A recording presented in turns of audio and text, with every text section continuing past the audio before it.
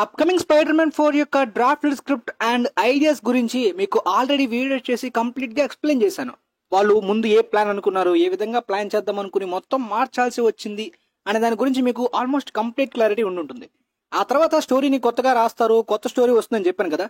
So ఆ విధంగా కొత్త ఐడియాస్ అండ్ కొత్త స్టోరీస్ వచ్చేసాయి. దానికి సంబంధించిన రిపోర్ట్స్ రివీల్ అయ్యాయి అండ్ డైరెక్టర్ కూడా ఆల్రెడీ ఫిక్స్ అయిపోయాడు అనమాట స్పైడర్ మ్యాన్ 4th పార్ట్ కి సంబంధించి. షాంగ్-చి డైరెక్టర్ డస్టిన్ డానియల్ క్రేటన్ ని ఈ స్పైడర్ మ్యాన్ 4th పార్ట్ కి డైరెక్టర్ గా తీసుకున్న విషయాన్ని మీకు ఆల్రెడీ మొన్న ఫిల్మీ న్యూస్ రిపోర్ట్ వీడియోలో చెప్పేశాను కదా.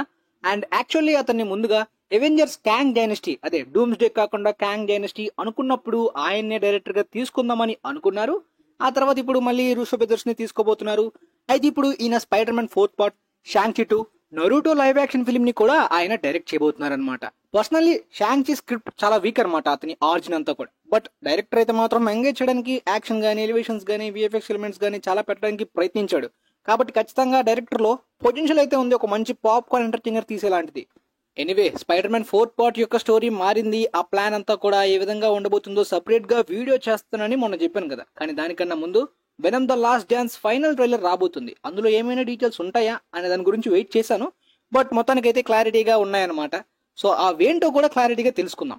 యాక్చువల్ గా ముందు వెనమ్ అండ్ స్పైడర్ మ్యాన్, అదే టామ్ హాలండ్ స్పైడర్ మ్యాన్ ని, టామ్ హార్డీ వెనమ్ ని క్రాస్ ఓవర్ గా సోనీ ఎప్పటిలో ప్లానింగ్ అనుకుందండి. కాకపోతే సోనీ యొక్క వెనమ్ వెర్స్ వాళ్ళ డెవలప్మెంట్ అంతా కూడా అలా పడిపోతూ రావడంతో ఈ క్రాస్ ఓవర్లు ఇవన్నీ మన వల్ల కాదు, వెనమ్ వెర్స్ ని ఆపేద్దామనే ఐడియాలో ఉన్నారనమాట.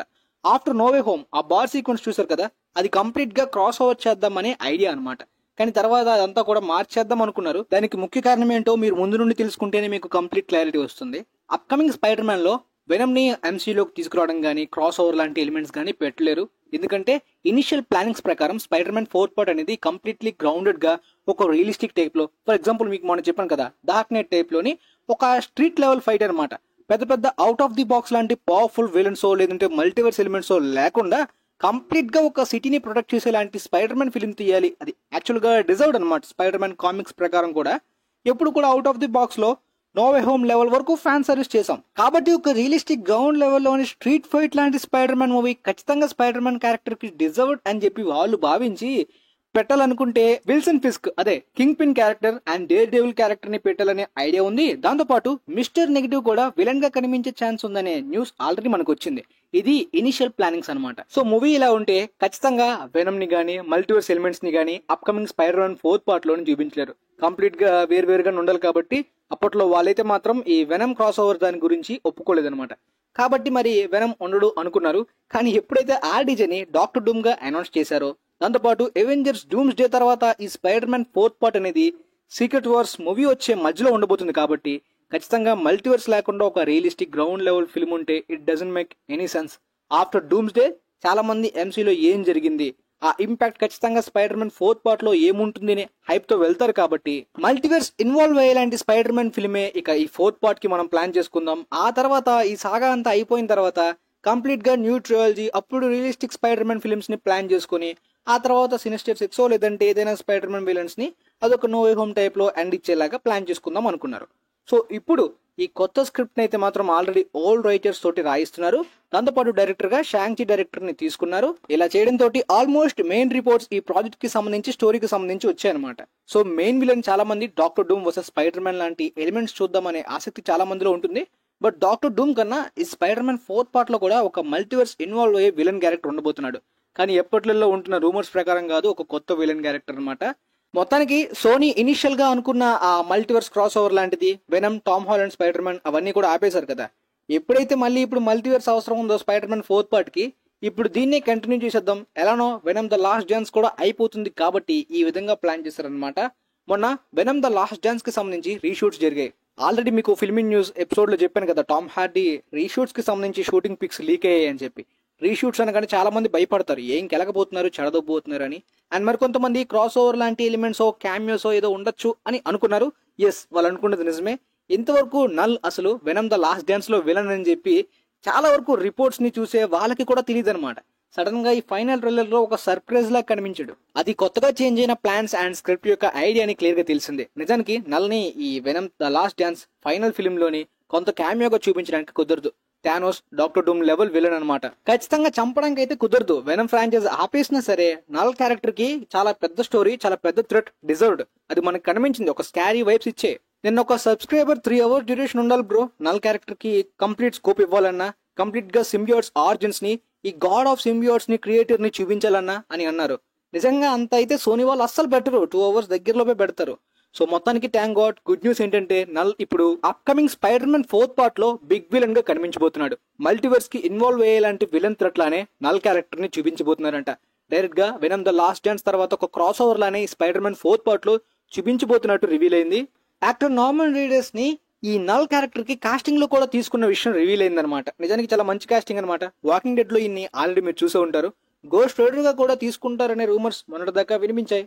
ఎనీవే ఇప్పుడు డాక్టర్ డూమ్ లెవెల్ థ్రెట్ లాగా చూపించబోతున్న ఈ డాక్టర్ డూమ్ తో కలిసి కూడా సీక్రెట్ వార్స్ వరకు కూడా కంటిన్యూ చేస్తారా, స్పైడర్ మ్యాన్ 4th పార్ట్ లో చంపేస్తారా అనేది తెలియదు. బట్ న్యూ ప్లాన్ గురించి మీకు క్లారిటీ వచ్చింది కదా. ఇప్పుడు స్క్రిప్ట్ గురించి, అదే ప్లాట్ డీటెయిల్స్ గురించి చూసుకుందాం అనమాట. అకార్డింగ్ టు ది ప్లాట్ వాళ్ళు ముందుగా అనుకున్నట్టే స్టిల్ ఒక రియలిస్టిక్ గా గ్రౌండ్ లెవెల్లోనే స్క్రిప్ట్ ని, అదే స్టోరీని, సినిమాని మొదలు పెడదామని అనుకుంటున్నారంట. నో వే హోమ్ లోని డాక్టర్ స్ట్రేంజ్ స్పెల్ వలన చాలా మందికి పీటర్ పార్కర్ ఐడెంటిటీ తెలియదు, సీక్రెట్ గా ఉంటుంది. కాబట్టి స్ట్రీట్ లెవెల్లోనే, ఒక రియలిస్టిక్ లెవెల్లోనే స్టోరీని మొదలు పెడదామని అనుకుంటున్నారు. అంటే ఫస్ట్ ఆఫ్ అంతా కూడా ఒక స్ట్రీట్ లెవెల్ క్రైమ్ గ్యాంగ్స్టర్ లాంటి విలన్ ని చూపించబోతున్నారంట. సో ఖచ్చితంగా mister negative or king queen character ఉండొచ్చు అనమాట.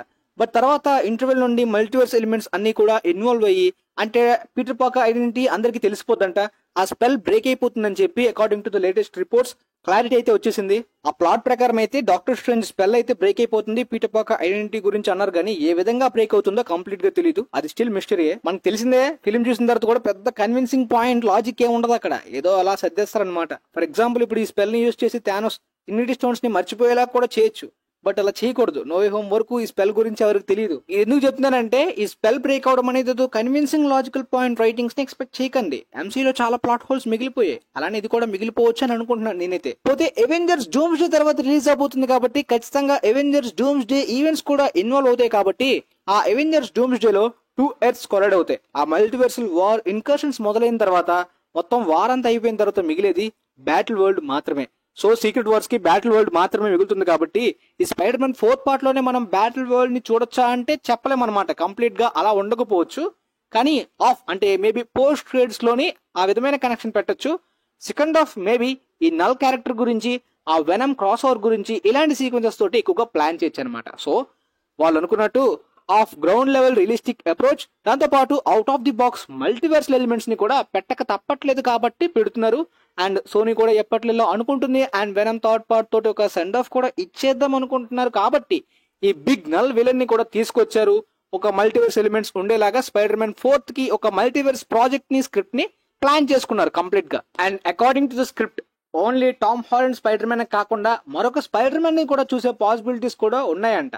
అండ్ ఈ స్క్రిప్ట్ ఇంకా కంప్లీట్ గా ఫినిష్ కాలేదు, బట్ ఇది ఇంకా స్టార్టింగ్ స్టేజ్ లోనే ఉంది. కాబట్టి తర్వాత కంప్లీట్ గా ఫినిష్ అయిపోయిన తర్వాత ఇంకా చాలా డీటెయిల్స్ కూడా రివీల్ అయ్యే అవకాశం ఉంది. నేనైతే ఖచ్చితంగా టోబీ మ్యాగ్వైర్, ఆండ్రూ గార్ఫీల్డ్ ని కూడా ఇన్వాల్వ్ చేస్తారేమో అనుకుంటున్నాను. నో వే హోమ్ తర్వాత అది 2 billions ని టచ్ చేయలేకపోయింది. బట్ ఈ Spider Man 4th part almost Avengers యొక్క crossover films like Infinity War, Endgame, Doomsday, Secret Wars, వీటికి 2 billions దాటి ఖచ్చితంగా వస్తుంది కదా. ఆ రేంజ్ ఖచ్చితంగా ఈ Spider Man 4th part No Way Home records అన్నింటినీ కూడా బీట్ చేసేసి 2 billions ని దాటేసే రేంజ్ పొటెన్షియల్ అయితే ఉంది.